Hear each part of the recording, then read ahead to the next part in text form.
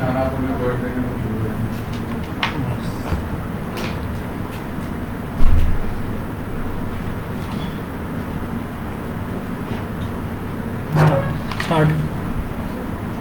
السلام علیکم جی.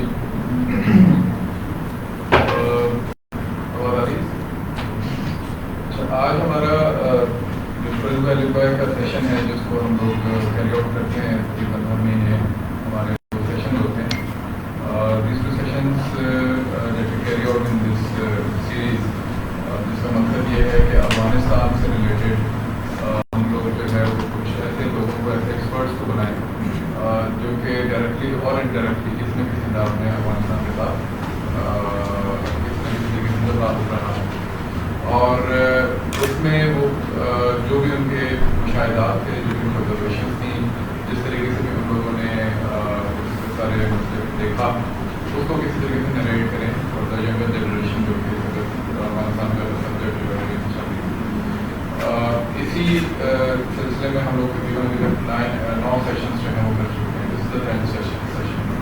اس میں ہم نے سیکورٹی میٹرکس کے اوپر بھی ہم نے بات کی. اس میں ہم نے سی پیک اور افغانستان کے اوپر بھی بات کی. اس کے اندر ہم لوگوں نے ایکڈیمیا کا کیا رول ہو سکتا ہے برجنگ کا کیا افغانستان اینڈ پاکستان, اس کے اوپر بات کی. اسی کے اندر ہم لوگوں نے جو ایمبیسڈر منصور علی خان صاحب ہیں ان کو بھی منظور آیا تھا. انہوں نے بھی اس کے اوپر جو ان کے اپنے مشاہدات ہیں اسپیشلی پوسٹ 15 اگست اس کے اوپر انہوں نے بات کی. لاسٹ ہمارے جو سیشن تھے وہ بہت اچھے تھے. اس کے اندر ہم نے بلایا صاحب کو بلایا, کیونکہ بلایا صاحب was directly in touch with Afghan students in Peshawar while he was the vice chancellor of Islamia University. اور اس کے بعد جو دوسری کو وزیر اعلیٰ پاکستان کے جو یہاں پہ ریفیوجیز کے اسکولس ہیں ہم لوگ. Today we are honoured by ambassador Abrar Hussain صاحب. ابرار حسین صاحب جو ہیں وہ ہمارے فارمر امبیسڈر رہے ہیں افغانستان کے اندر, اور ان کا ٹینیور جو تھا وہ اسپیشلی اس لیے بھی امپورٹنٹ ہے کہ یہ ایک جو پوسٹ 9/11 کا سارا دیکھتے ہیں اس وقت بھی جو کچھ ہوا اس کو اس کے اوپر بھی کافی نظر ملے گی. انہوں نے کتاب بھی لکھی مدعا عمر سے اشرف غنی تک. وہ کتاب جو ہے وہ پبلش کافی پذیرائی حاصل ہوئی. اس کے اوپر بھی ہم ان شاء اللہ تعالیٰ اپنی گفتگو میں اپنی اس کنورسیشن میں پھر بات کریں گے. تو ہم اس سیشن کا باقاعدہ کرتے ہیں. Thank you so much sir for coming.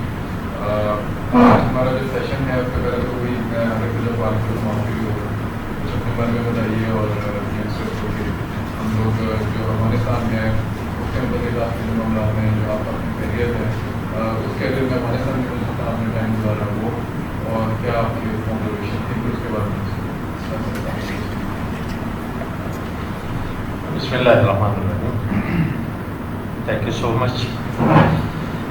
First of all, I am grateful to Pak Afghani Forum for inviting me to this August forum and having this interactive session with you people.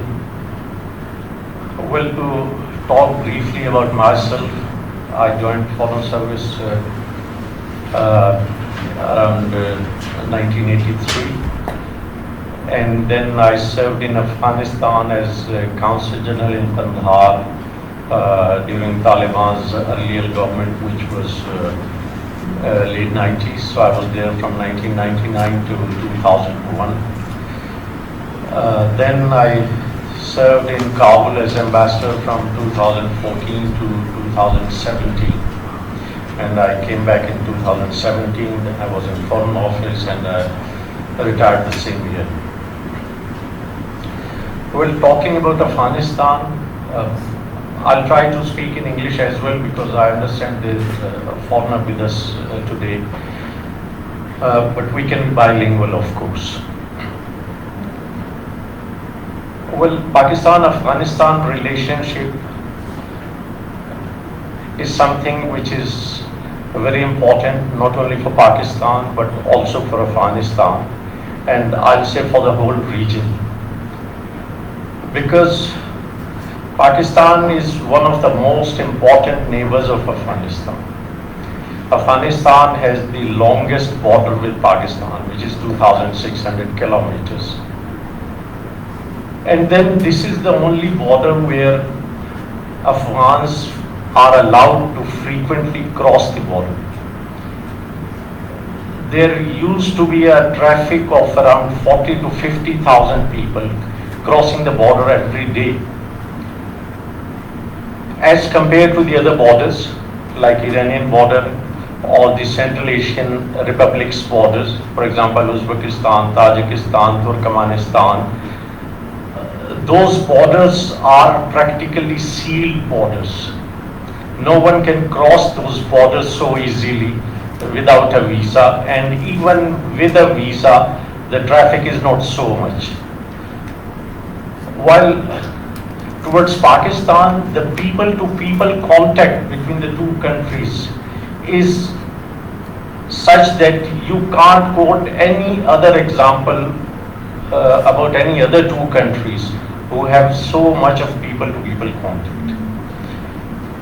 And there are a number of reasons for that. Well, when we talk of bilateral relations between any two countries, there are 5 kinds of relations. Number 1 is political relation. Number 2 is economic relations. And number 3 is defense relations. Number 4 is cultural relations. And number 5 is people-to-people contact. And when you have agreements in all these fields, when you have relationship in all these areas, you call it a strategic relationship. When you call a country a strategic partner, it means you have relationship in all these 5 areas. And when we talk of Pakistan and Afghanistan, well, politically, yes, there have been ups and downs.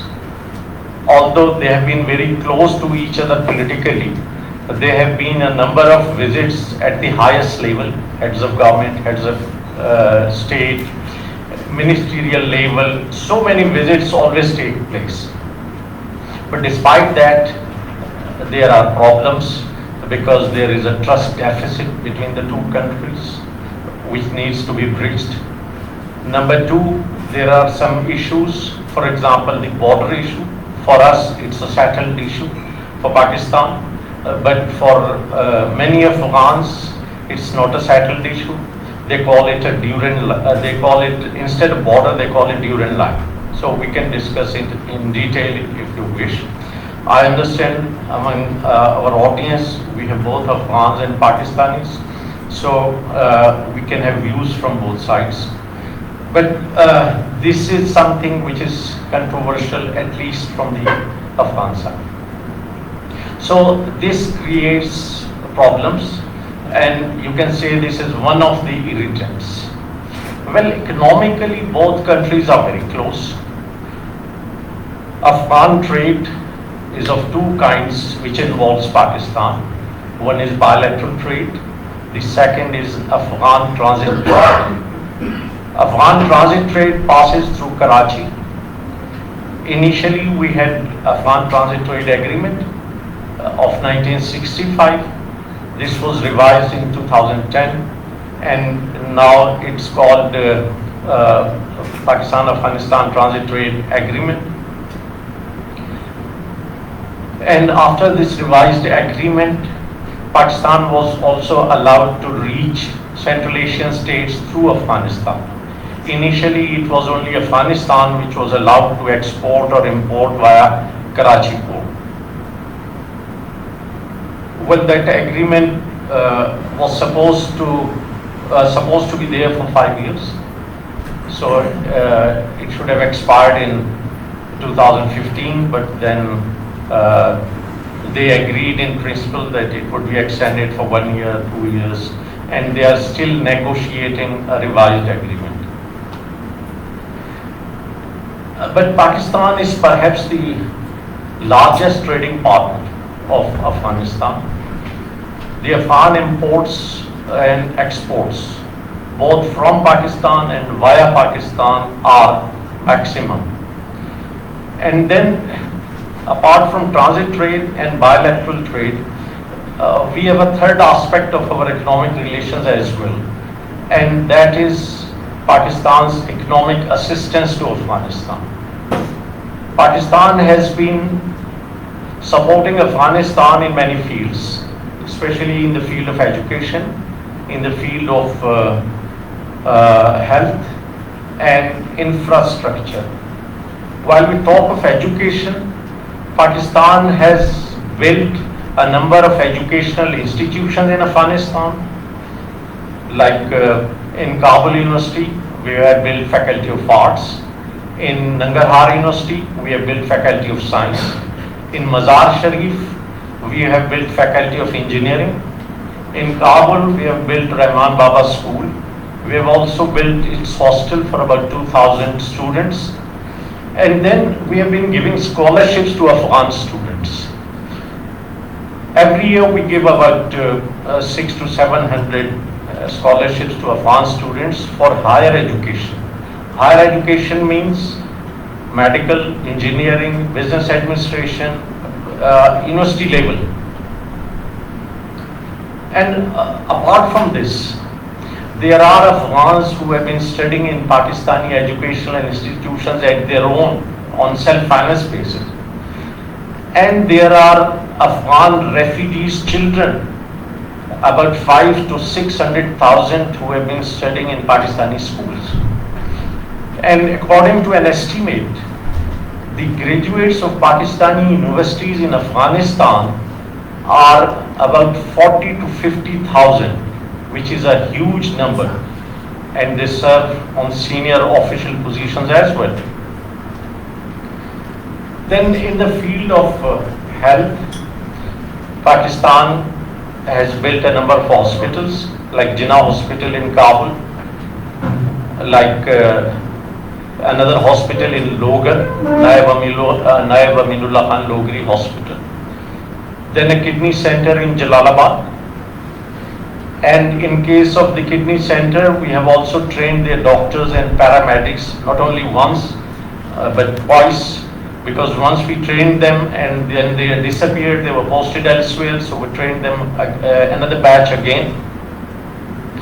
So we also keep on training, giving training to the doctors and paramedics.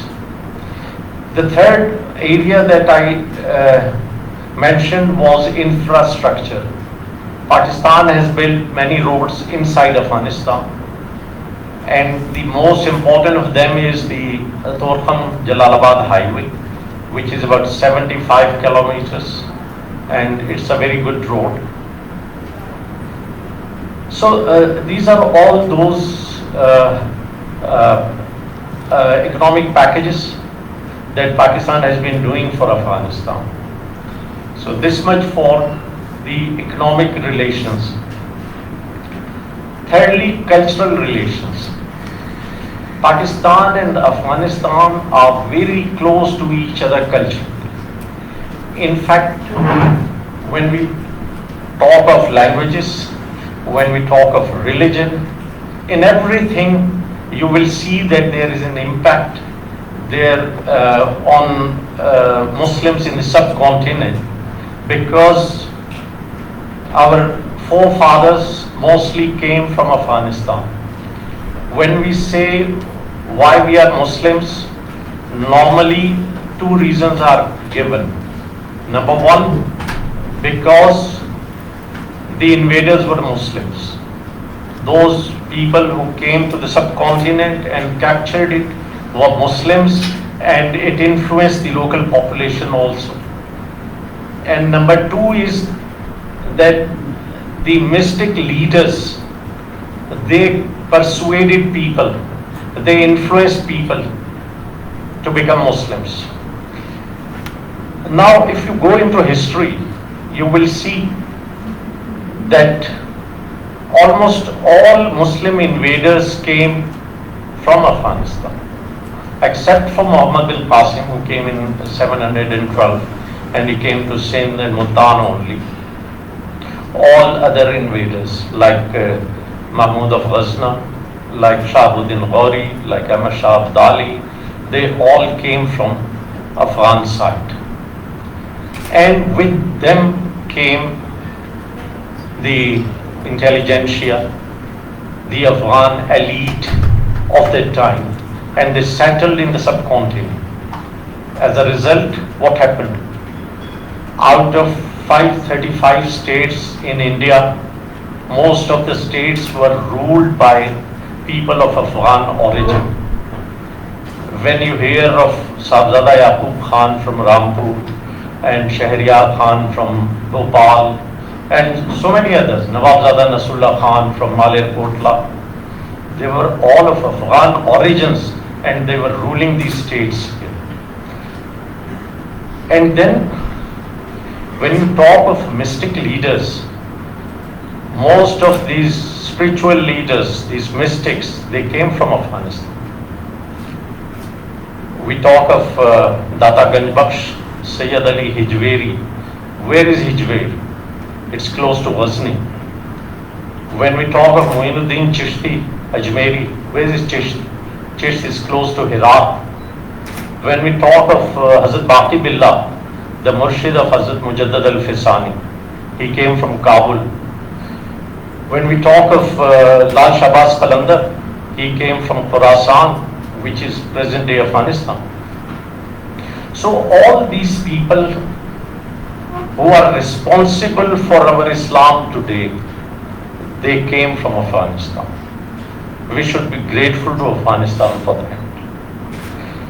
So to say that we are not close to each other culturally would be a great lie. We are so close to each other.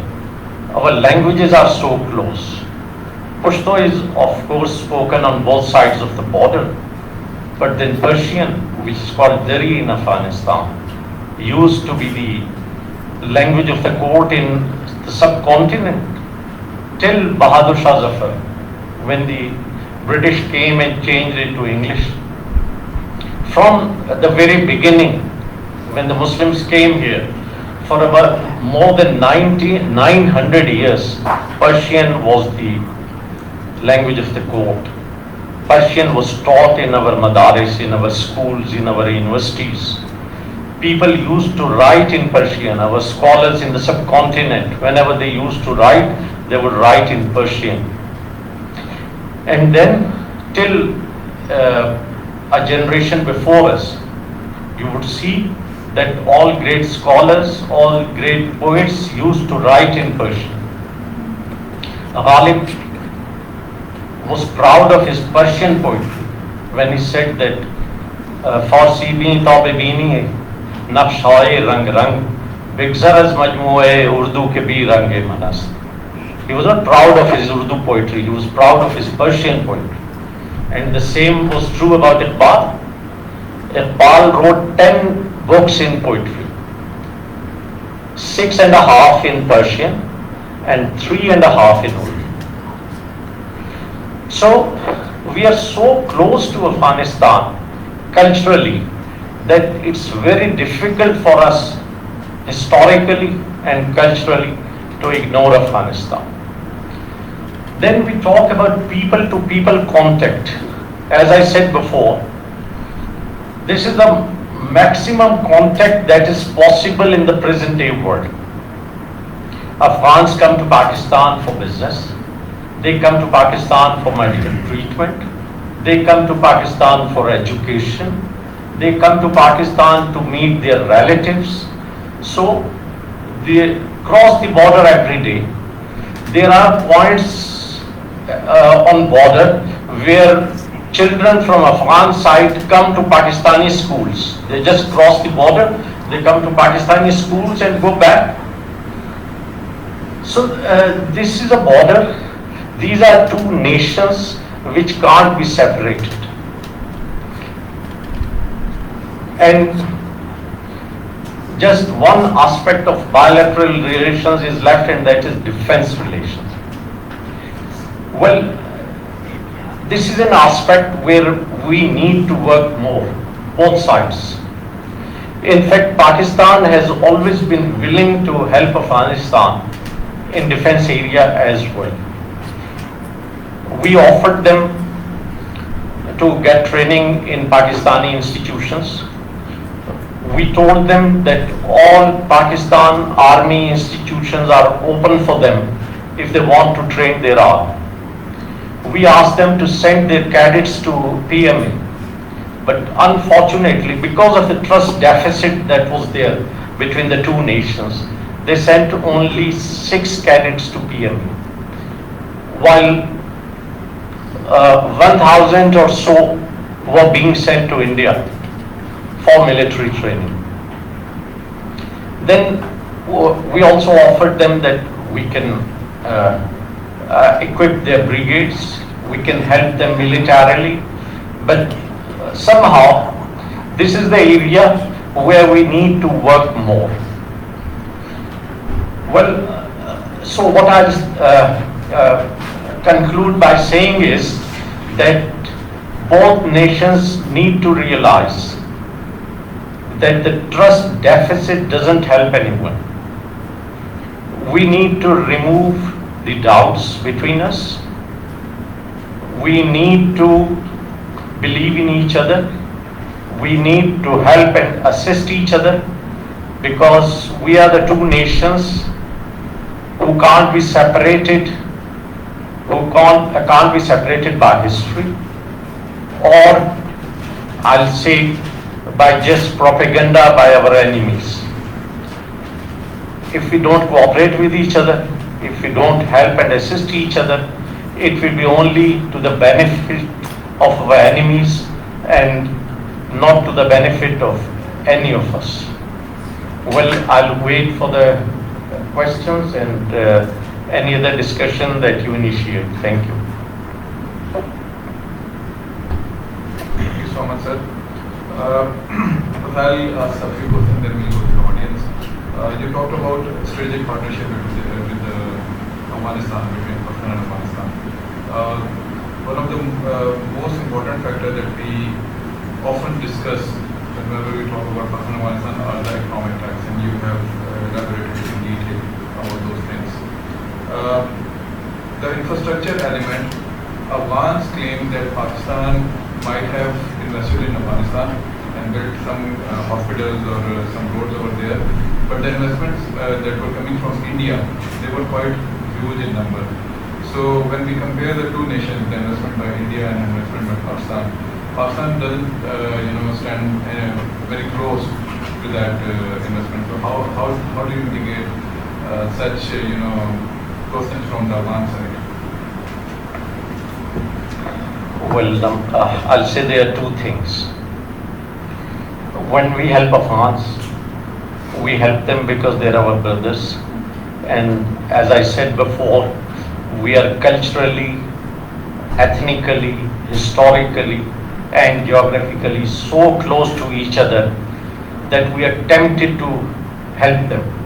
And we know that Afghanistan's survival, Afghanistan's stability, and Afghanistan's peace and security will in turn help Pakistan as well.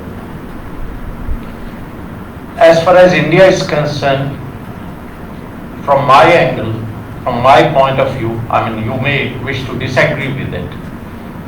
Their interest in Afghanistan is not that much cultural affiliation or brotherhood. Their interest in Afghanistan is either economic, or they want to use Afghan soil against Pakistan. This is their major interest in Afghanistan, because according to their own philosophers, your neighbor is your enemy and the neighbor of your neighbor is your friend. And why he is your friend? Because you can use him against your neighbor. And that's their policy since centuries, and they have been doing it. In fact, our Afghan friends need to understand it, that when India helps them, he doesn't help them for the sake of Afghans. He helps them because he wants to use Afghan soil against Pakistan. And what India has done in Afghanistan, they built Salman Dam near Herat. Yes. Although Iran had problems with Salman Dam, but anyhow, India helped it.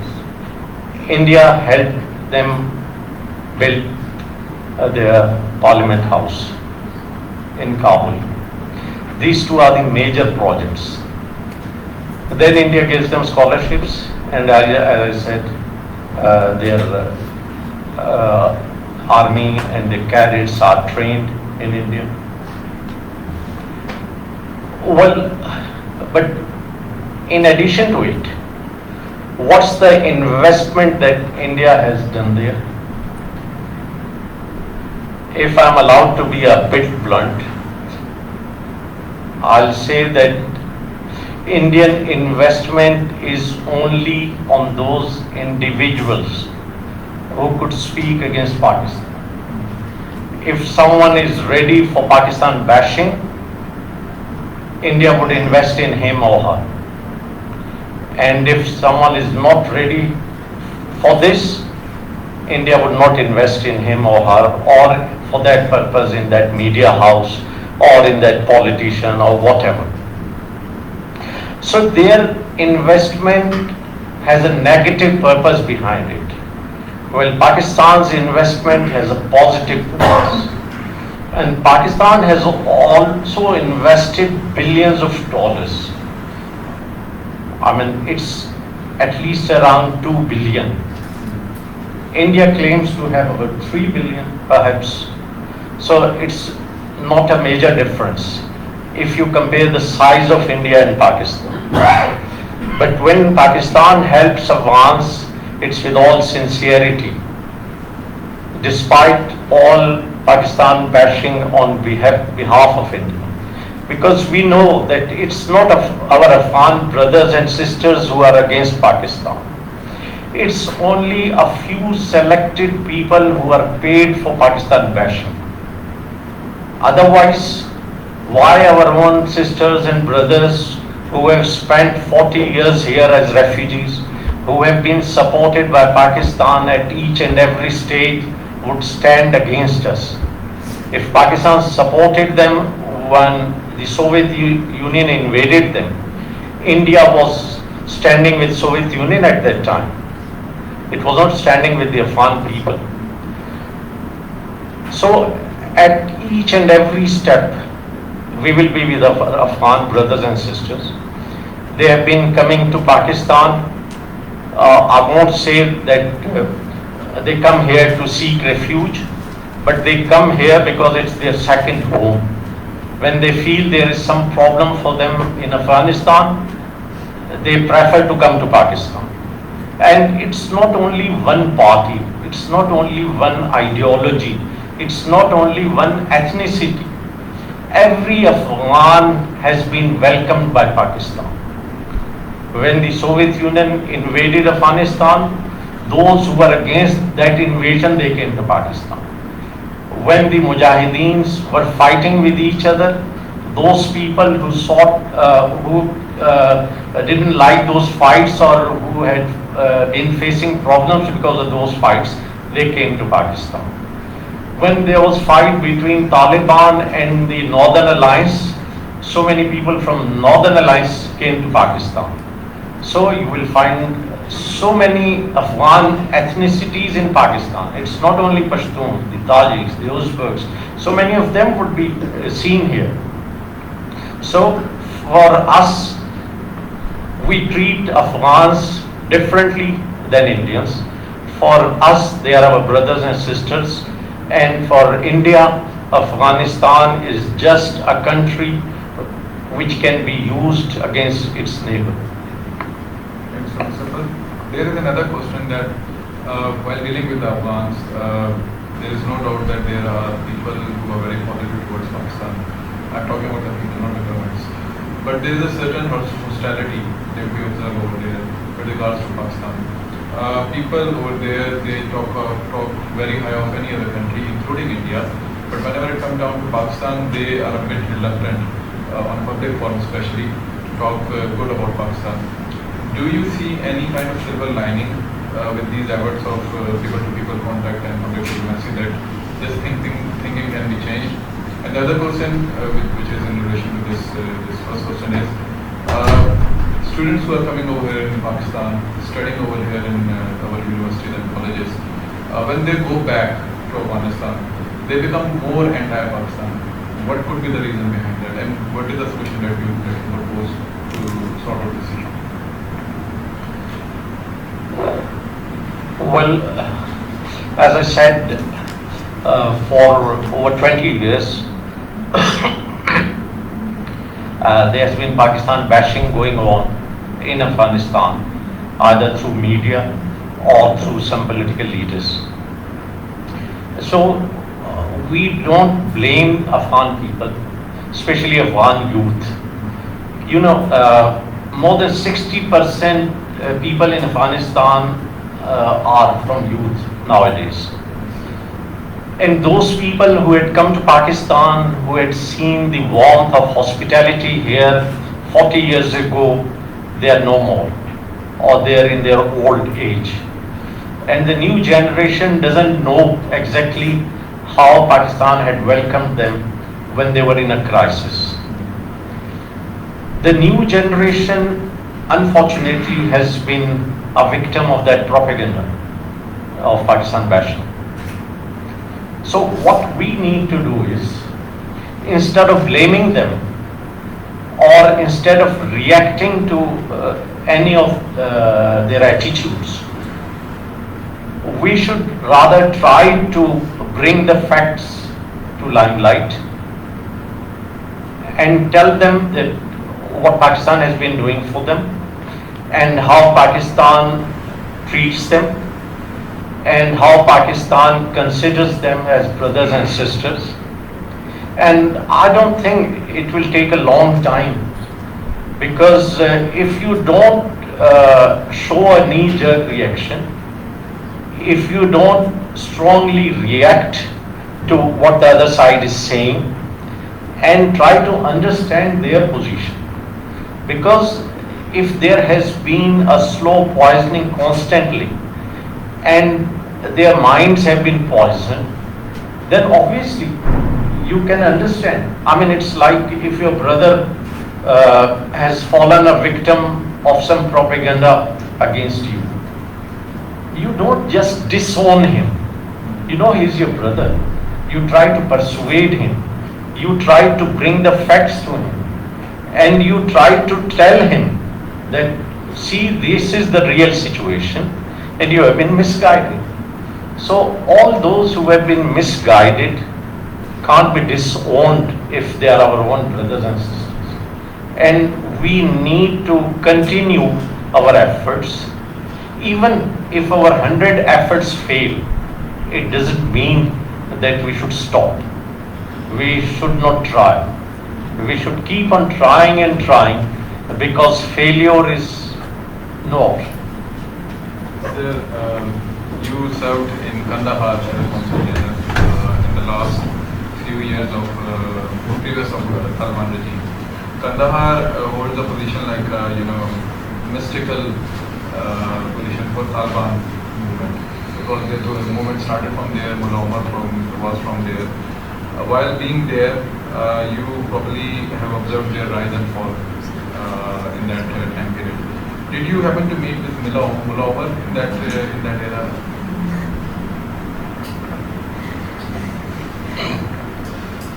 Yes, you're right that Kandahar was a very important center. It was a de facto capital. Mullah Omar used to stay there. And even otherwise, the modern Afghanistan came into being in 1747, and Ahmad Shah Abdali, who was the founder of modern Afghanistan, his capital was Kandahar. It was later that capital was moved to Kabul. So Kandahar has a historical importance as well as a capital.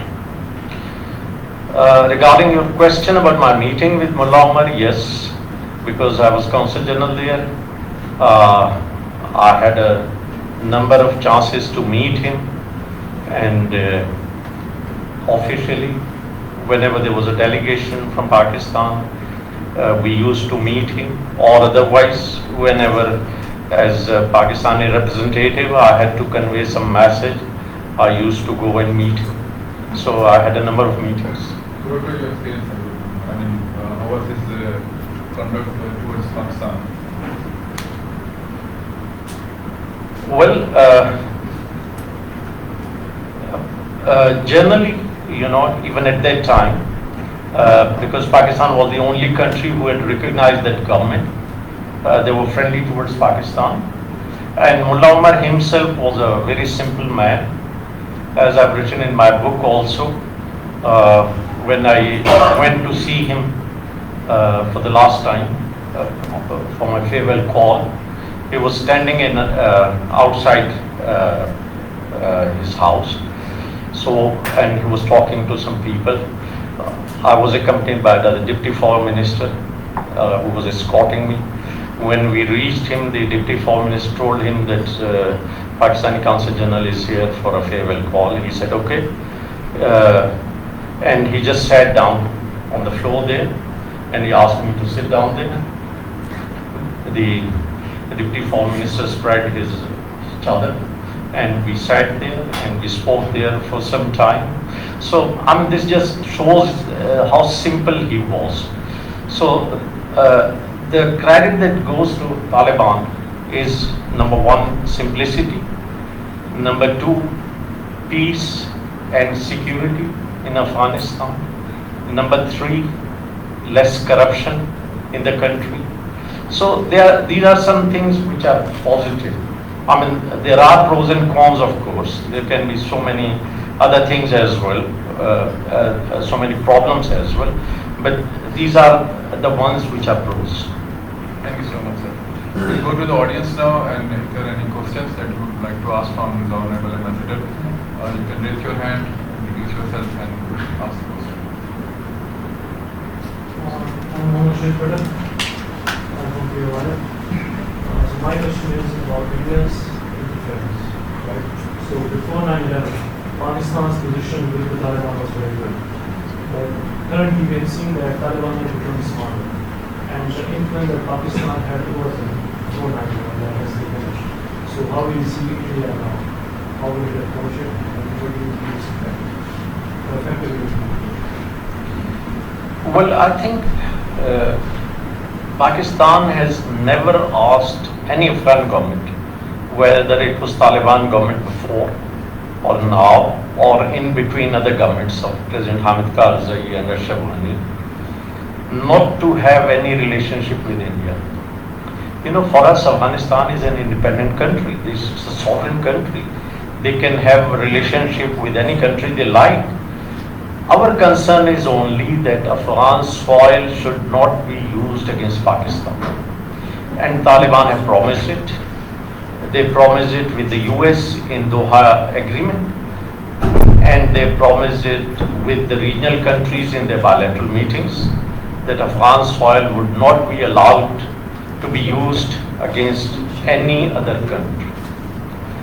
So this is our major concern. Our another concern is in Afghanistan. If I count the interest that Pakistan has in Afghanistan, number one, we need peace and stability in Afghanistan, which is very important, not only for Pakistan, but for the whole region. When we talk of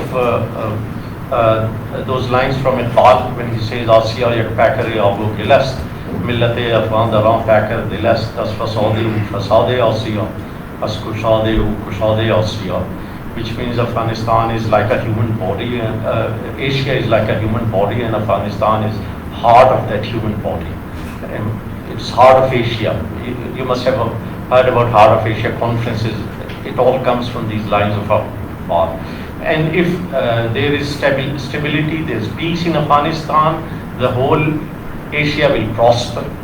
And if there is violence in Afghanistan, if there is destability in Afghanistan, the whole Asia will suffer. So because of that, Pakistan understands the strategic importance of Afghanistan.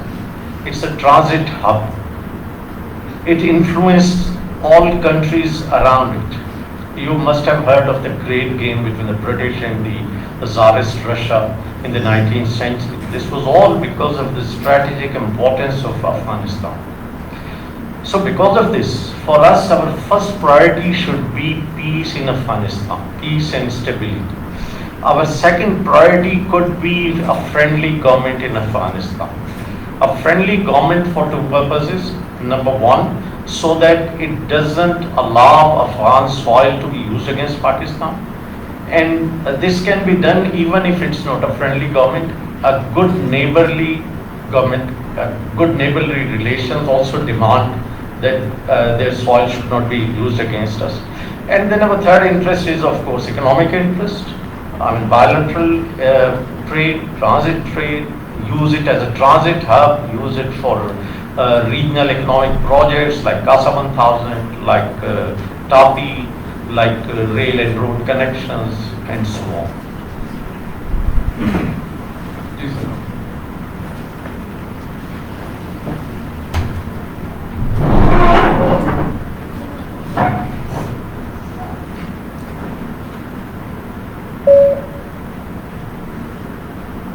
मेरा नाम साहिद हुसैन है। मैं इस साल का building में जाती हूँ, कौंसिल इधर भी मुझे लग जाता हूँ, उस वसीले में रिसर्चर में रिटायर्ड हो गया और मैं स्टार ऑफ कंपनीज की कोटे का है तो मेडिटेशन दिलचस्पी। मैं समझता हूँ कि जितनी आपकी बात यकीन करें 70% मेरी ऐड होगी पाकिस्तान की क्या निशान है। लेकिन आप इससे अंदाज़ा लगाएं, मैं खुद रिसर्चर हूँ और मुझे आपसे पता चले तो आवाम को तो बिल्कुल ही पता नहीं होगा। ये पहली बात ये कि आपके जितने भी लेक्चर हैं वो पब्लिश होने चाहिए बुकलेट्स की शक्ल में, यूनिवर्सिटीज़ में और कॉलेज में। मैं कुछ समझता हूँ कि बहुत शुरू करो इसमें हमारे पाकिस्तान रिलेशनशिप भी बहुत है। मेरा क्वेश्चन ये कि जब हमने इतनी खिदमात होती है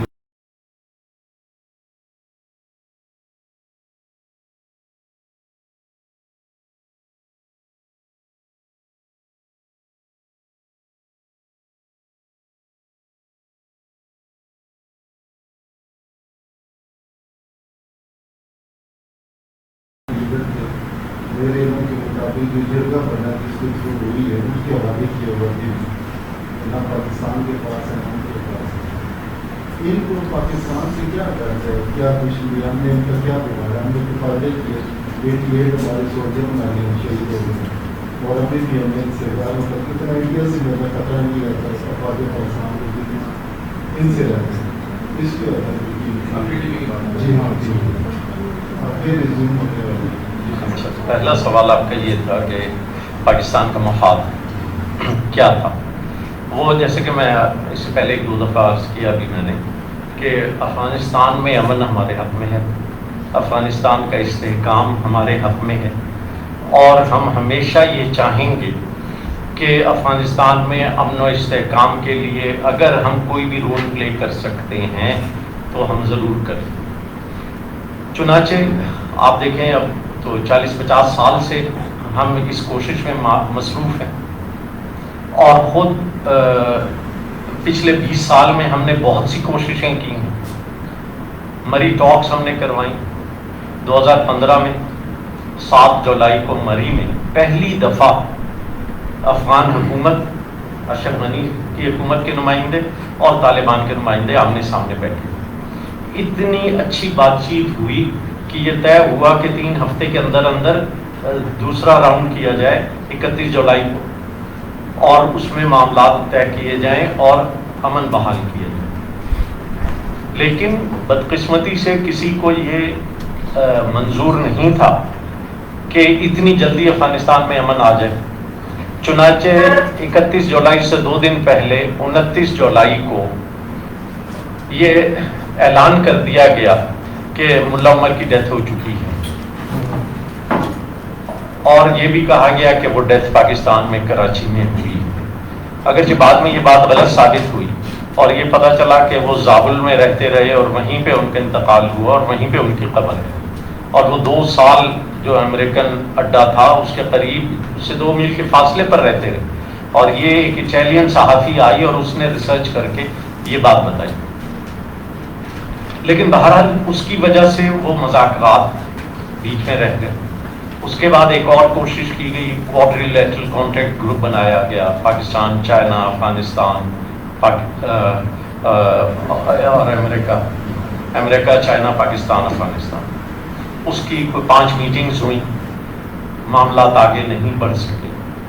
پھر جب امریکن سے بات چیت شروع کی 2019 میں, زلمے خلیلزاد نے, وہ کئی دفعہ پاکستان آئے, ہم سے انہوں نے جتنی مدد مانگی ہم نے اس پہ آمنا و صدقنا اس لیے کہا کہ ہم چاہتے تھے کہ کسی نہ کسی طرح افغانستان میں امن آ جائے.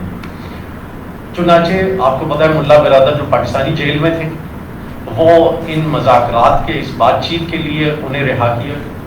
وہ گئے, انہوں نے بات چیت کی قیادت کی اور بالآخر وہ بات چیت کامیاب ہوئی. چنانچہ افغانستان کے بعد اگر کوئی دوسرا ملک اس صلح سے سب سے زیادہ خوش ہے تو وہ پاکستان ہی کو ہونا چاہیے تھا. اس کی وجہ بھی یہ ہے کہ افغانستان میں امن سے اگر کوئی سب سے زیادہ بینیفٹ کرتا ہے افغانستان کے بعد وہ پاکستان ہے, اور افغانستان میں جنگ سے سب سے زیادہ اگر کوئی سفر کرتا ہے افغانستان کے بعد تو وہ بھی پاکستان ہے. چنانچہ یہ ہمارے اپنے ذاتی مفاد میں ہے کہ افغانستان میں امن ہو اور استحکام ہو. دوسری چیز آپ نے یہ پوچھی کہ ابھی طالبان جو ہیں وہ جس طریقے سے ان کا رویہ ہے اس سے یہ لگ رہا ہے کہ گویا وہ ان عناصر کی روک تھام میں ناکام رہے ہیں جو پاکستان میں حملے کروا رہے ہیں یا کر رہے ہیں, اور جو پاکستان میں دہشت گردی کے لیے ذمہ دار ہیں. یعنی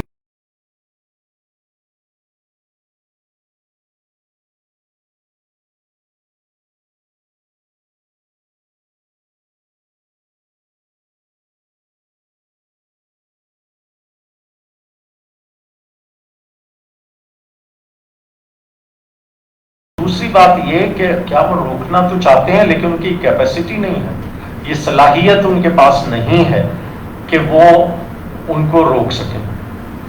تو یہ دونوں باتیں جو ہیں ان میں سے کسی کے بارے میں بھی حتمی طور پہ کچھ کہنا بہت مشکل ہے. اس لیے آپ بینیفٹ آف ڈاؤٹ دیتے ہیں کہ ہو سکتا ہے وہ کرنا تو چاہ رہے ہیں لیکن ان کے پاس وہ کیپیسٹی نہیں ہے. تو پھر اس میں ہمیں چاہیے کہ ہم جیسے انٹیلیجنس شیئرنگ کریں, ان کی کیپیسٹی اگر کم ہے تو ان کی مدد کریں اور مل جل کے اس معاملے پر قابو پانے کی کوشش کریں. اور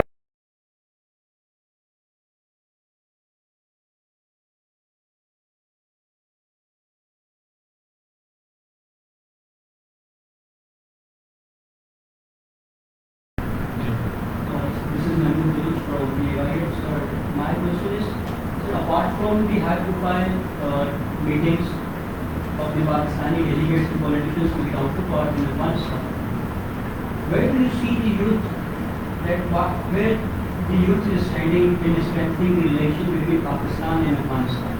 Because we always saw and observed some sort of package is coming out from across.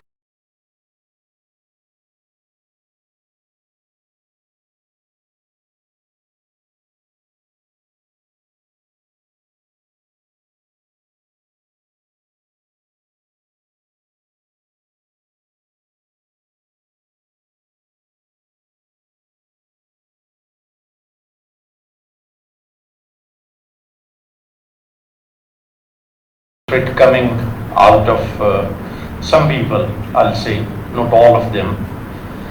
Then there is a reason behind it, as I already elaborated. There was Pakistan bashing, there is a propaganda against Pakistan, and of course so many anti-Pakistan elements at state level or agency level or whatever, they're involved in it. So what we need to do, as you said,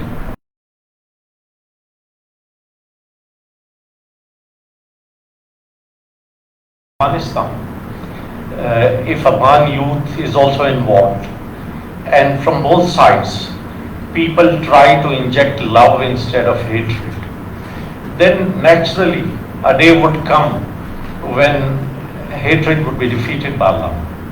Someone had said that if love fails, try some more love. So this is the only way out. If you try hatred, it can't work. It hasn't worked yet, and it will not work in future as well.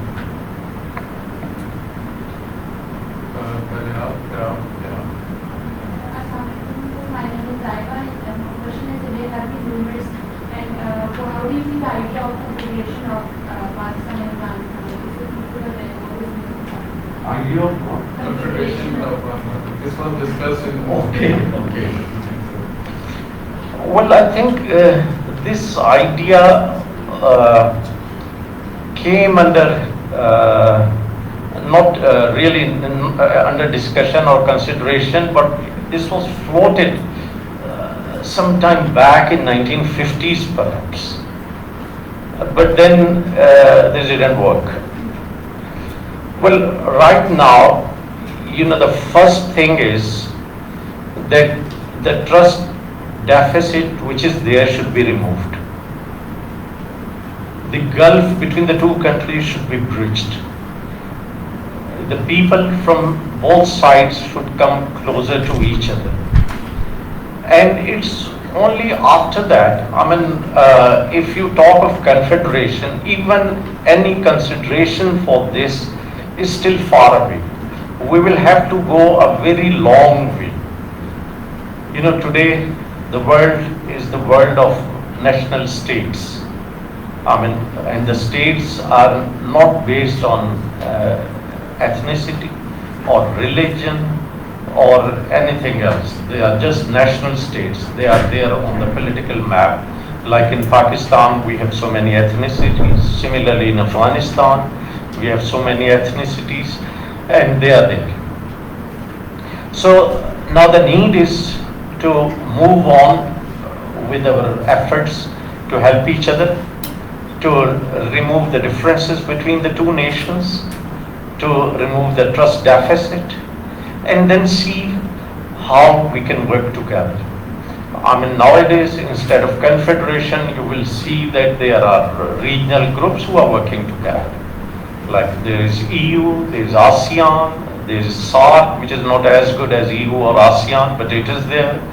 So there is GCC, for example. There are different states. That's not a confederation, but they work together. So let's hope that with the efforts of forums like this one, the youth of the two countries will come together and bring these two nations together, and they will be able to work for the benefit of both sides of the border. Thank you, Master. Your talk was really thought-provoking and very convincing. My question is, I'm Mahmoud Sharif, and I'm researcher at CAS, and I'm working in the area of how Pakistan, Afghanistan can develop some sort of coalition or some sort of measures in order to counter terrorism in the business region. So what kind of metrics can we draw, or what kind of measures can we take in order to counter terrorism within this region? Is there a possibility of including the US within these metrics? And if US, Pakistan, and Afghanistan, three countries, can work together to counter terrorism in this region? I think terrorism is a menace which needs to be confronted collectively, because for example, if we are fighting them here and they are able to seek refuge in Afghanistan or vice versa, then it's of no use. It's always better to fight them collectively. And the whole world is now working for it. The Taliban, when they were negotiating Doha deal with the Americans, they said that no terrorist groups would be allowed to be based in Afghanistan, like Daesh or Al-Qaeda or any other group. Well, but there still remains a question that who will define terrorism and who will exactly tell us that which group is a terrorist group. I mean, some people may think that if someone is ideologically close to us, he can't be a terrorist. So these kinds of questions will always remain there. For example, we were just talking about TTP. I mean, whether Taliban really consider them terrorists or not. I mean, for example, Daesh may be a terrorist for them and TTP not. So it depends on your approach, the angle from which you are seeing at the problem. But then, of course, in response to your question, we all need to collectively fight terrorism, especially in Muslim countries, which are mainly somehow home to many such groups. But then these kind of problems will always emerge, and we need to talk to each other. And when we are cooperating with each other on so many issues, of course we can cooperate in the field of intelligence as well. We can cooperate in the field of counter-terrorism as well.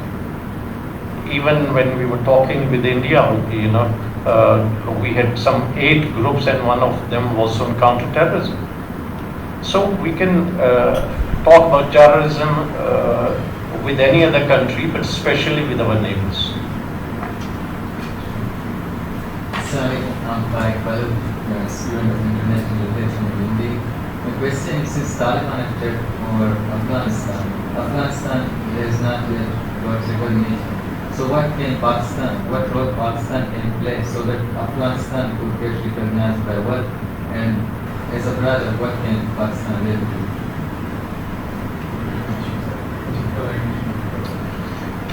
Well, you know, the Taliban government recognition is getting delayed. And the question that what Pakistan can do for getting it recognized by the West, I think first of all we have not recognized them. So Pakistan was perhaps waiting for the other regional countries to move along and then recognize Taliban. Well, the West has not indicated any positive signals for recognition. Their demands, number one, an inclusive government. Number two, human rights. Number three, women rights. And then there's another huge problem. The Afghan leadership is on UN sanctions list. Almost all of their cabinet ministers, their prime minister, their two deputy prime ministers, their foreign minister, their interior minister, their refugees minister, everyone is on UN sanctions list. How can you deal with them? I mean, if the whole government, technically it's not the government which is on the sanctions list or the nation or people of Afghanistan, but because the whole leadership is on the sanctions list. So it's there are so many technical difficulties. Number one, these sanctions. Number two, the demands by the West, especially. Although the regional countries are not strongly demanding these things, but even then, in Moscow format meeting, these demands were there. So, by and large, the Taliban also need to show by their actions that whatever they promised before coming to the government or immediately after coming to the government, they shouldn't reverse it. Initially they had softened their rhetoric, but then slowly and gradually what they are doing is they're backtracking now. For example, a different kind of laws being imposed recently about ladies, for example. I mean, these kinds of things show that they are maybe going to the same kind of government which was there in late 90s and which was not acceptable to the West. So in the long run, maybe Pakistan and the regional countries recognize them, but I don't think that the West is going to recognize them very soon. But anyhow, this is just my view. We'll take last two questions, first from you and upcoming questions. Hi, Viman. I'm from PAYF, and my question is that how do you see the future of bilateral relations? By keeping into the present set of chances.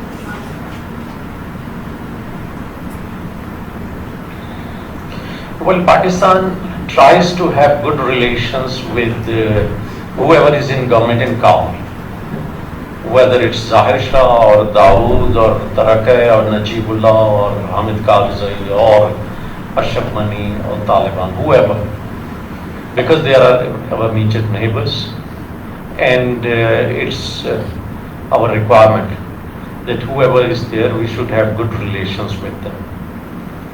So we will try our best to have as good relations with them as possible. We are, despite having not recognized them, we are practically trying to continue with these relations. Our embassy is there, our ambassador is there, he's working, he's meeting their leadership. The bilateral trade is going on from both sides. The Afghan transit trade is going on. And so many other things. I mean, the working relationship is already there. And some of our leaders have visited Afghanistan as well. Like our foreign minister at that time, Mr. Shah Mahmood Qureshi, he visited Kabul. He also announced 5 billion rupees in assistance to Afghanistan. And one of our ISI chiefs also visited them.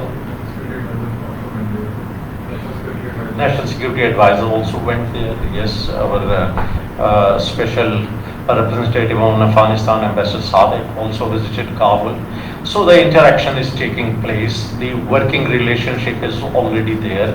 And of course, we'll try to have the best relations with them as much as possible. We'll take last two questions. So, collectively we'll take them and then we'll answer them. First you. Sir मेरा नाम मोइज़ अली में और मेरा ताल्लुक department of governance and public policy से है। मेरा आपसे क्वेश्चन ये है कि हमने अभी रिसेंटली रिपोर्ट सुनी है कि पीएफ ने कुनर प्रोविंस के अंदर डीप स्ट्राइक किए against allegedly against TTP targets. तो don't you think it undermines the sovereignty and sovereign status of Afghanistan firstly, and secondly do you think there has been some negotiation with IEA जिसके accordingly अगर उन्होंने allow किया हो तो फिर हमने strikes वगैरह की? हाँ, अच्छा बात भी ले लीजिए। I'm Shambe, I'm associated with PAYF. So my question is that within the current Afghan Italian government, there are certain factions within that government who continue to raise the human issue. So what do you think, which diplomatic steps Pakistan should take in order to resolve this?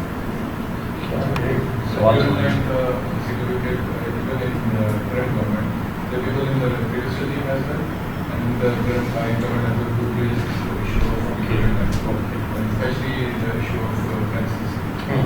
So how do you see that this will play in the future? Last question to you, sir. My name is Sakib and I am from Student of International Relations from Defense University, Salman. My question is, what are the records of checks that shape Pakistan negotiating style towards Afghanistan, or what role played by history in bilateral relations of Afghanistan and Pakistan, is good or bad? As you explained, we are brothers with co-culture or social linkage. Yes, we are brothers, but with white blood. How we can remove such white blood and convert it to a red blood? Second, हमारे अंदरून से एक criticism मिलता है कि हम वहाँ पे universities बना रहे हैं, हॉस्पिटल्स बना रहे हैं, तो इर्रिस्पेक्टिव का हमारे बलूचिस्तान है, फाटा है, जितने एरियाज़ हैं वहाँ पे एजुकेशन भी नहीं है, हॉस्पिटल्स भी नहीं है, तो हम उधर प्रमोट करें, इधर क्यों नहीं कर रहे हैं? سیکنڈ جو ایک آسان سمپل سے کوشچن ہے کہ we are either we are Taliban اور وی افغان. اگر ہم طالبان گورنمنٹ کے ساتھ simply means that we are marginalized across 40% of the Afghan population. Tajik group and ازبک.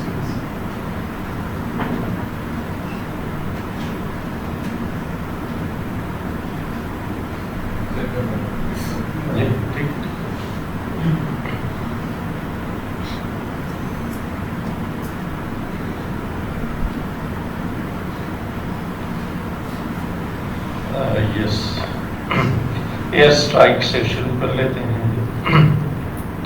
Year strikes کے بارے میں الزامات تو آئے ہیں اور ادھر سے آئے ہیں, لیکن ہماری طرف سے میرا خیال نہیں کوئی تصدیق جی کوئی آفیشیل تصدیق نہیں ہوئی ہے. اور یعنی اور تصدیق نہ ہونے کا مطلب یہ ہے کہ امکان ہے بھی اور نہیں بھی ہے, یعنی مغالطہ بھی ہو سکتا ہے اور صحیح بھی ہو سکتا ہے, لیکن بہرحال ہماری طرف سے کوئی اس کی تصدیق نہیں ہوئی. لیکن بہرحال یہ بات ایک ریئلٹی ہے کہ ٹی ٹی پی والے وہاں موجود ہیں, اور یہ پچھلی گورنمنٹ جب وہاں تھی اس وقت بھی وہاں پہ وہ لوگ تھے. اس وقت بھی بہت سے لوگ ایسے تھے جنہیں امریکنز نے ڈرون سٹرائک کے ذریعے سے ایلیمینیٹ کیا, جیسے جو اے پی ایس کے لیے جو لوگ رسپانسبل تھے ان میں سے کئی جو تھے امریکن ڈرون سٹرائکس میں مارے گئے. تو جب تک امریکن نے وڈرول نہیں کیا تھا, امریکن ڈرون سٹرائکس کے ذریعے سے بہت سو کو ایلیمینیٹ کیا. اب موجودہ صورتحال کیا ہے؟ کیا جیسے ہم کہہ رہے تھے کہ طالبان کی نیت نہیں ہے, نمبر 1. نمبر 2, ان کی کیپیسٹی کیپیبلٹی نہیں. کیپیسٹی کیپیبلٹی میں دو چیزیں ہوں گی. نمبر 1 تو یہ کہ جی وہ ملیٹریلی اتنے اسٹرانگ نہیں, انٹیلیجنس وائز ان کا نیٹ ورک اتنا اچھا نہیں کہ انہیں پتہ چل جائے کہ فلاں جگہ پہ یہ کر رہے ہیں.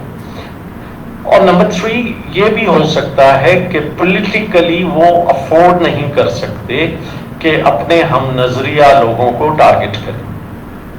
یہ جو تیسری چیز ہے نا, اگر وہ پولیٹیکلی یہ افورڈ نہیں کر سکتے تو پھر کبھی بھی یہ ہو سکتا ہے کہ جس طرح امریکن ڈرون سٹرائکس ہوتی تھیں اس طرح فرام ود ان افغانستان بھی کوئی سٹرائکس ہو جائیں اور کسی کو یہ پتہ نہ ہو کہ یہ پاکستان سے ہوئی ہیں یا افغانستان سے ہوئی. یعنی یہ پاسبلٹیز اس قسم کی موجود رہتی ہیں, اور بہت سی چیزیں ایسی ہوتی ہیں جو کبھی بھی کلیئر نہیں ہوتی.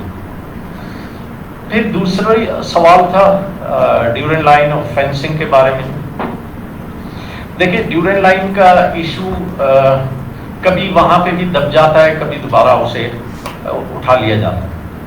ہمارے لیے یہ ایک سیٹلڈ ایشو ہے, اور اگر ٹائم ہے میں 2-3 منٹ میں آپ لوگوں کو, ویسے مجھ سے بہتر پتہ ہی ہوگا کہ ڈیورنگ لائن 1893 میں جب سائن ہوئی طے ہوئی, اس سے پہلے 1873 میں افغانستان کا جو ناردرن بارڈر تھا اس کے لیے بھی بات چیت ہوئی, اور وہ برٹش امپائر اور زارسٹ رشیا کے درمیان یہ طے ہوا تھا کہ افغانستان کا ناردرن بارڈر کون سا ہوگا, دریائے آمو جو تاجکستان ازبکستان کی طرف سے پارٹیشن کرتا ہے.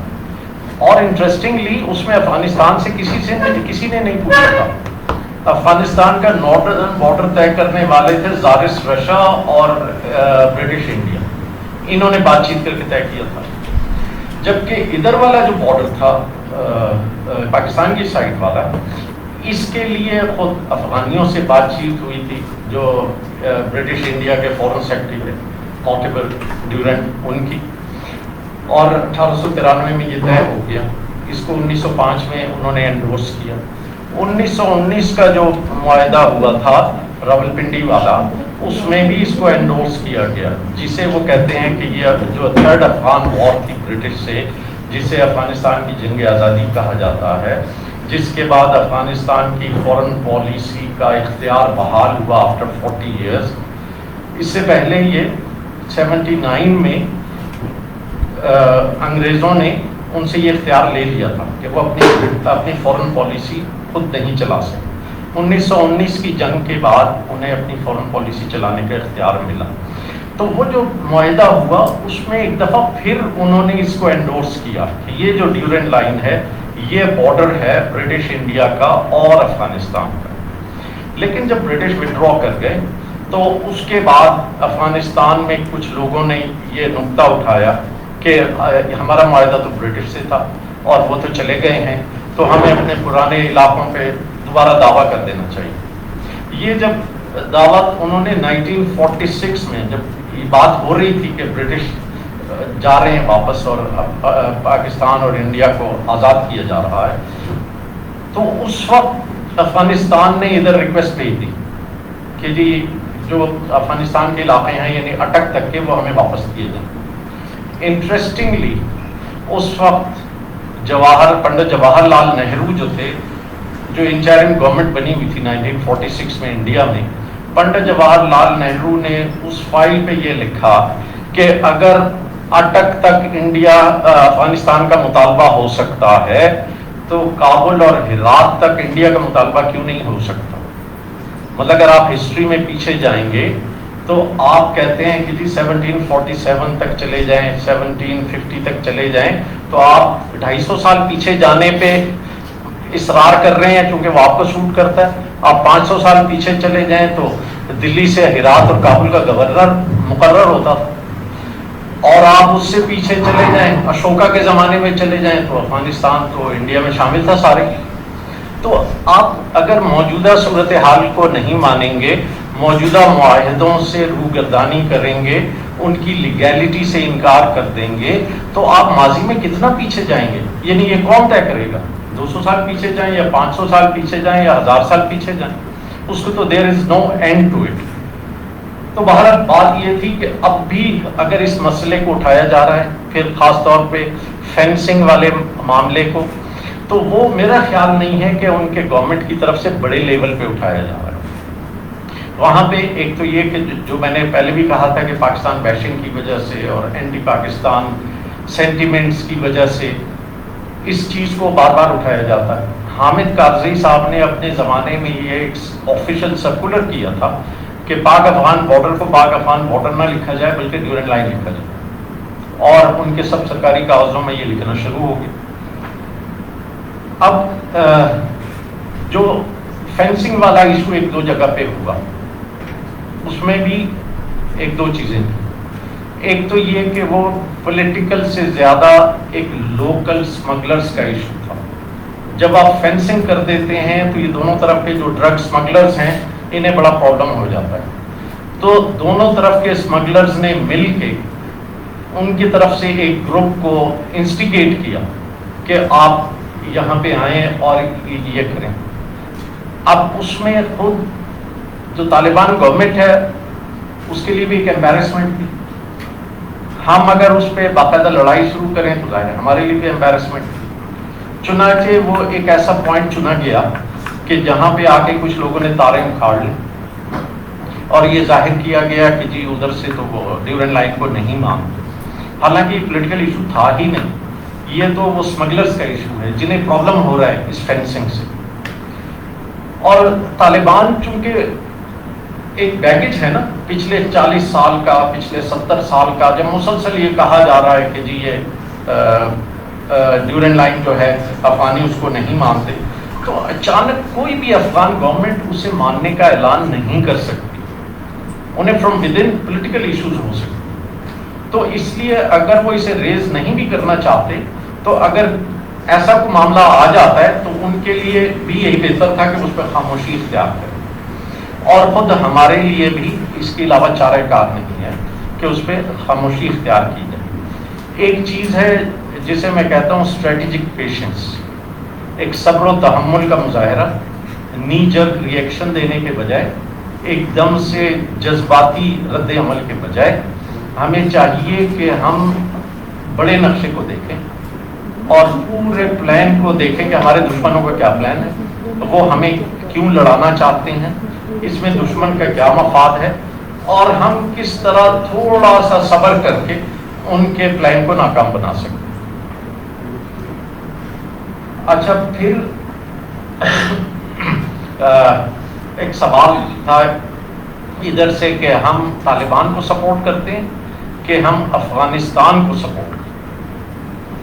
پاکستان ہمیشہ سے افغانستان کو سپورٹ کریں. افغان قوم صرف پشتونوں کو بھی نہیں, پشتونوں کی تو ٹھیک ہے وہ ایتھنیکلی کیونکہ ادھر بھی پشتون ہیں, لیکن وہاں جو تاجک ہیں, جو ازبک ہیں, جو ترکمن ہیں, جو ہزاراز ہیں, ان سب کے ساتھ بھی ہمارے بڑے اچھے تعلقات ہیں. کہ خاص طور پہ جس طرح پشتون ادھر ہیں اسی طرح ہزارہ بھی تو ادھر ہیں. اور وہاں پہ جو جیسے میں نے پہلے بھی کہا تھا کہ جب لوگ ہجرت کر کے یہاں آتے ہیں, پاکستان کو سیکنڈ ہوم سمجھتے ہیں, تو اس میں سے پشتون نہیں ہوتے, اس میں تاجک بھی ہوتے ہیں, اس میں ہزارہ بھی ہوتے ہیں, اس میں ازبک بھی ہوتے ہیں.